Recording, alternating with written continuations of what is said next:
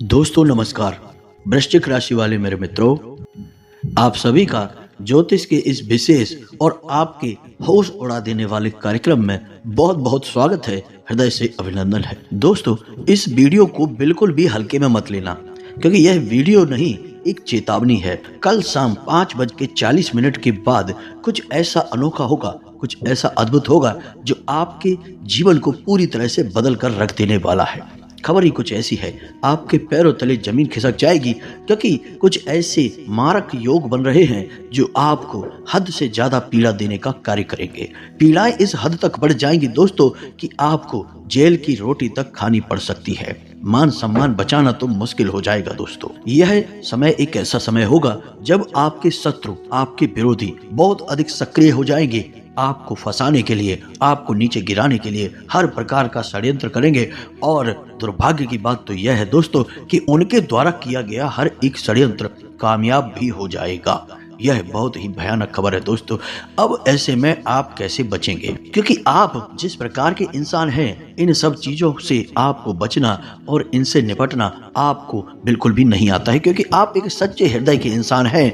इतनी कठोर और विषम परिस्थितियों से कैसे बचा जाता है, यह आपको अब तक नहीं आता है। और बात तो यहाँ तक बिगड़ जाएगी कि बात आपकी इज्जत पर भी आ जाएगी, यानी कि आपके ऊपर बड़े से बड़ा लांछन भी लग जाएगा और आपकी इज्जत पूरी तरह से मिट्टी में मिल जाएगी। दोस्तों, आपके लिए यह समय बहुत कठिन समय होगा।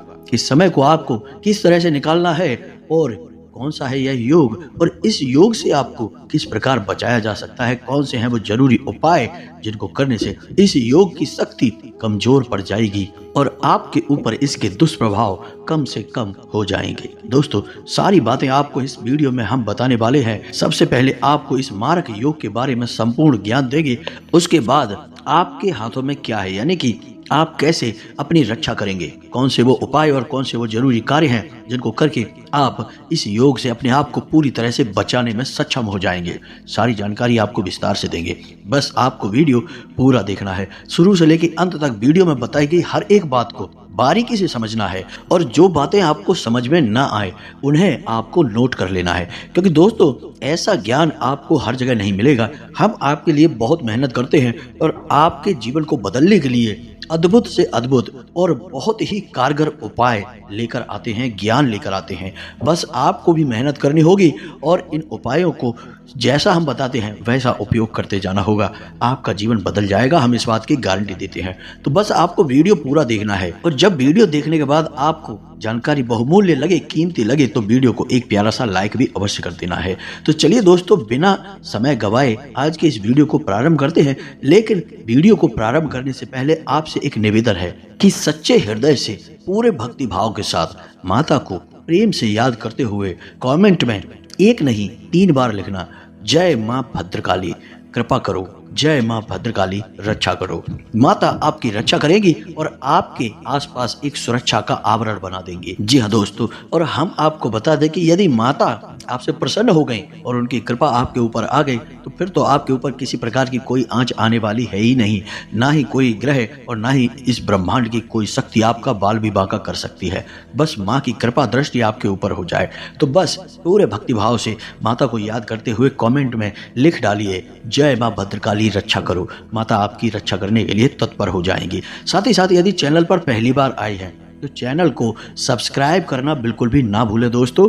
हम आपके लिए बहुत मेहनत करते हैं, आप हमारा सपोर्ट करें और बगल में जो घंटी का निशान है उसे भी बिल्कुल दबा दें, क्योंकि यह सब बिल्कुल फ्री है। लेकिन ऐसा करके आप हमारा मनोबल अवश्य बढ़ा देंगे, जिससे हमें और मेहनत करने की प्रेरणा मिलती है। अब ध्यान से सुनिए, हम जो भी भविष्यवाणियां आपके बारे में करने जा रहे हैं वे भविष्यवाणियां एकदम पत्थर की लकीर हैं, क्योंकि हमने ग्रहों का बहुत ही अच्छी तरह से आकलन किया है, बहुत मेहनत करके आपके लिए एक एक फलादेश जारी किया है। इसलिए हमें अपने ऊपर पूर्ण विश्वास है कि हमारी बात 100% सत्य होगी। लेकिन दोस्तों ऐसा नहीं है। यदि कोई ग्रह आपको पीड़ा दे रहे हैं, आपके जीवन में कोई बुरा योग बना रहे हैं, अनिष्ट योग का निर्माण कर रहे हैं, तो उन ग्रहों के इस योग की काट भी निश्चित तौर पर मौजूद होती है।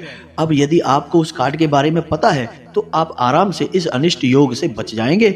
और यदि नहीं पता है तो फिर आपको तो पीड़ाएं सहनी ही होंगी, कष्ट सहन करने ही होंगे। तो अब ध्यान से सुनिए, ज्योतिष शास्त्र में कई ऐसे योग हैं जो आपको रातों रात रंक से राजा बना सकते हैं, और कई ऐसे योग हैं जो एक राजा को एक भिखारी भी बना सकते हैं। इतिहास भरा पड़ा है इस तरह के बातों से कि रातों रात लोगों की जिंदगी बदल सकती है। लेकिन दोस्तों, बात यहीं समाप्त नहीं होती है। लोगों की जिंदगी पूरी तरह से तबाह हो सकती है, यहाँ तक कि मृत्यु के समान उन्हें पीड़ाएं भी प्राप्त हो सकती हैं। ऐसे योगों को मारक योग कहा जाता है। जी हाँ दोस्तों, और ऐसा ही कोई एक योग, ऐसा ही कुछ आपके राशि में भी बनने जा रहा है। और कल शाम 5:40 के बाद यह योग प्रारंभ हो जाएगा और अगले 24 घंटों तक यह योग आपकी राशि में, आपकी कुंडली में बना रहेगा। तो ऐसे में आपको बचना इससे बहुत आवश्यक है।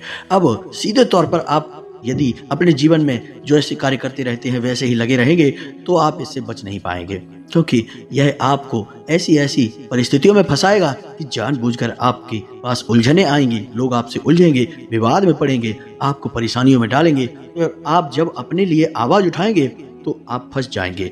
तो इनसे बचने का तरीका क्या है, तो हम वही आपको आगे बताने जा रहे हैं। कुछ बातें ऐसी हैं जो आपकी मानसिकता पर, आपके व्यवहार पर आधारित होंगी, और कुछ बातें ऐसी हैं जो कि ग्रहों से संबंधित उपायों पर आधारित होंगी।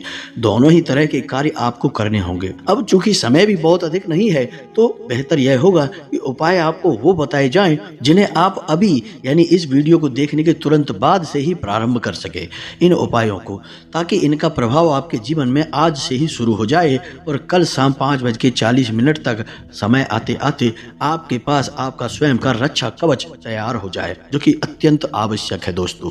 दूसरा कि आपको हम व्यवहार के बारे में भी बताएंगे, क्योंकि कुछ आपके व्यवहार से जुड़ी हुई खामियां हैं, जो आपकी कमियां हैं, वे कमियां ही इतनी प्रबल हो जाएंगी कि आपको पीड़ाएं पहुंचाएंगी, आपको बिना मतलब के विवादों में और परेशानियों में फंसा देंगी। अब यहाँ पर हम बात करना चाहते हैं कुछ ऐसे लोगों के बारे में जो कि एक शक्की प्रवृत्ति के इंसान होते हैं, बहमी प्रवृत्ति के इंसान होते हैं।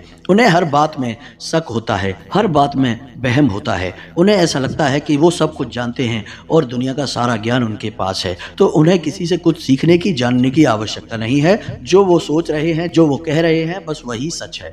तो दोस्तों, हम ऐसे लोगों के लिए यह वीडियो नहीं बना रहे हैं।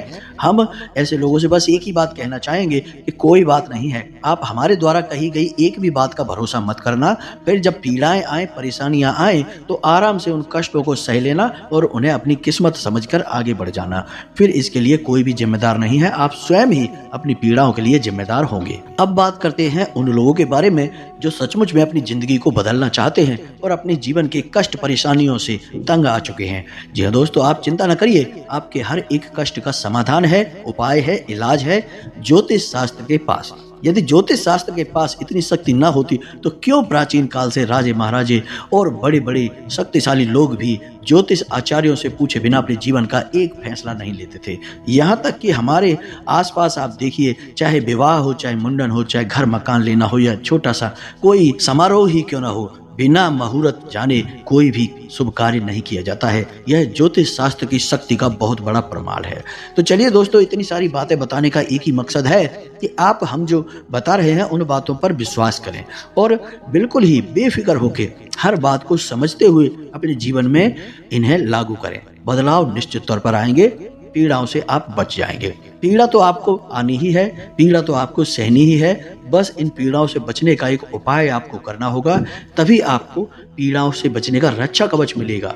हो सकता है कि उपाय करने के बाद भी थोड़ा बहुत पीड़ाएं आपके जीवन में आए जरूर, लेकिन कम ही प्रभाव रहेगा उनका, वे ज्यादा प्रभावित आपको कर नहीं पाएंगी। जी हाँ दोस्तों, तो उम्मीद है कि आप समझ रहे होंगे कि हम आपसे क्या कहना चाह रहे हैं। तो अब बात करते हैं मुद्दे की जो हमने शुरू की थी, यानी कि इस भयानक योग के बारे में जिसे हम मारक योग कहते हैं। दोस्तों, यह योग दो ग्रहों से संबंधित है, पहला शनि और दूसरा राहु। शनि वैसे ही एक क्रूर ग्रह है और किसी को भी यह माफ नहीं करता है। हालांकि शनि किसी को पीड़ा नहीं पहुंचाते हैं, लेकिन शनि किसी को माफ भी नहीं करते हैं। जिसके ऊपर शनि की एक बार नजर पड़ जाए उस इंसान का तो फिर भगवान ही मालिक है।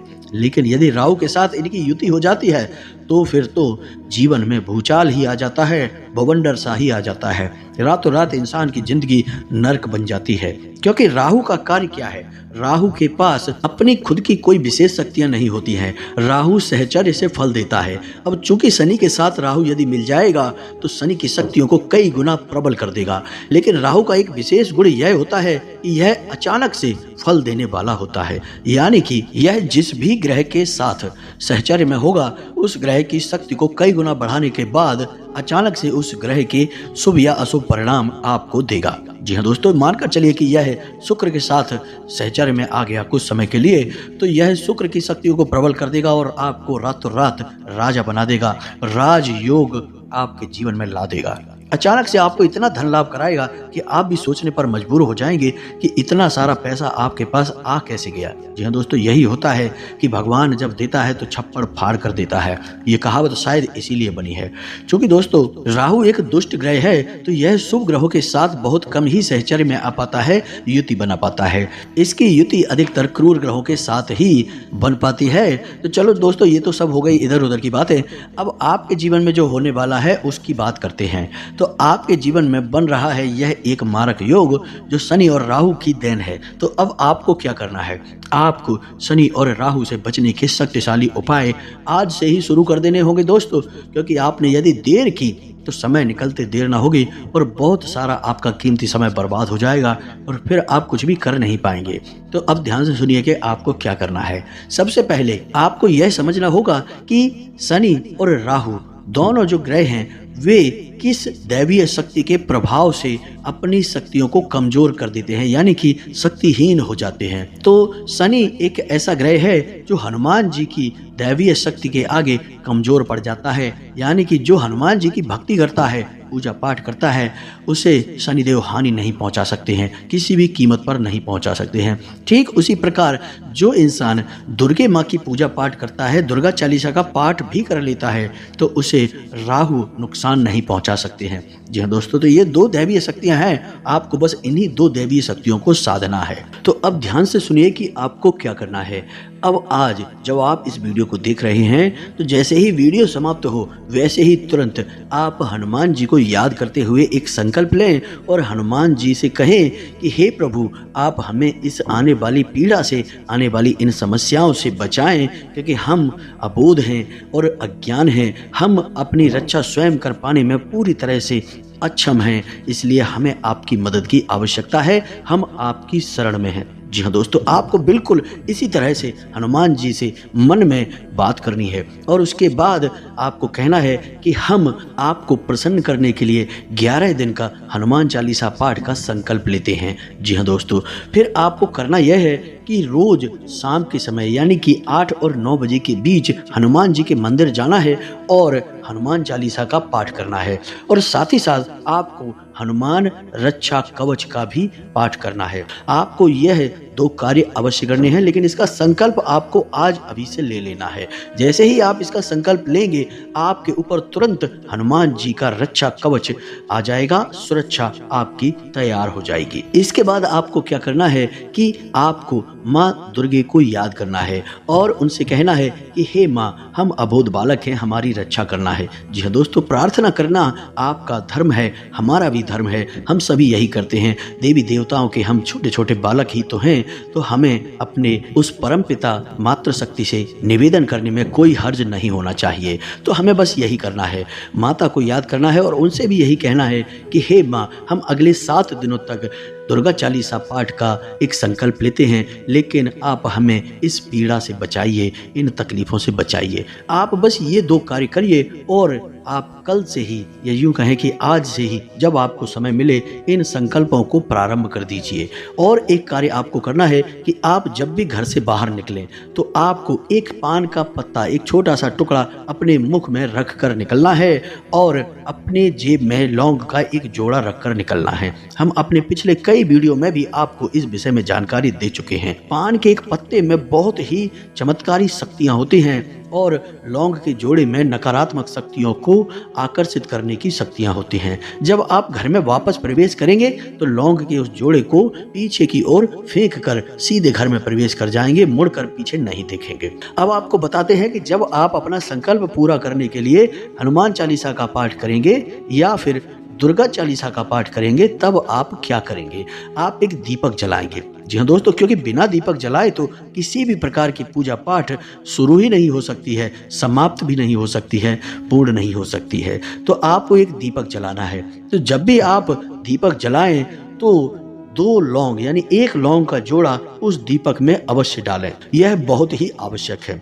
आपके आसपास आपके जीवन की संपूर्ण नकारात्मकता उस दीपक के माध्यम से जलकर भस्म हो जाएगी और आपके आसपास एक आवरण तैयार हो जाएगा, उस देवी शक्ति का, उस महाशक्ति का आवरण। अब चाहे दैवीय शक्ति कोई भी हो, सब एक ही है दोस्तों, नाम अलग है, स्वरूप अलग है, लेकिन शक्ति तो एक ही है। तो चाहे दैवीय शक्ति को हम किसी भी रूप में पूजें, हर एक दैवीय शक्ति को लौंग के जोड़े की आहुति बहुत अधिक पसंद होती है।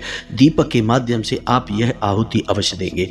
आप देखेंगे कि आपके जो पूजा पाठ करने के संकल्प की शक्ति है वह कई गुना बढ़ चुकी है। साथ ही साथ जब आप दीपक को जलाएं, कभी भी जलाएं, अपने जीवन में किसी भी पूजा पाठ के समय दीपक को जलाएं, तो एक मंत्र होता है दीपक को जलाने के लिए। इस मंत्र को जलाते ही दीपक स्वयं जागृत हो जाता है। याद रखिए दोस्तों कि जब तक आप किसी भी पूजा पाठ की पद्धति को सही तरह से नहीं करेंगे, उसका पूरा फल आपको प्राप्त नहीं होगा। दीपक को जलाने के लिए भी एक मंत्र होता है जिससे कि दीपक की शक्तियां जागृत होती हैं, तभी आपको पूर्ण फल प्रदान करती हैं। तो ध्यान से सुनिए कि यह मंत्र कौन सा है और आपको हर बार जब भी आपको दीपक जलाना हो इस मंत्र का प्रयोग करना है। इस मंत्र को बोलते हुए आप दीपक को प्रज्वलित करेंगे। फिर आप देखेंगे कि आपकी हर एक छोटी से छोटी पूजा पाठ भी आपको कितने बड़े शुभ फल देगी। जी हाँ दोस्तों, तो ध्यान से सुनिए और मंत्र आपके मोबाइल की स्क्रीन पर भी दिखाई देगा। मंत्र कुछ इस प्रकार है। शुभम करोति कल्याणम आरोग्यम धन संपदाम शत्रु बुद्धि विनाशाय दीपम ज्योति नमोस्तुते। जी हाँ दोस्तों, बहुत ही सरल मंत्र है, एक बार में ही याद हो जाएगा।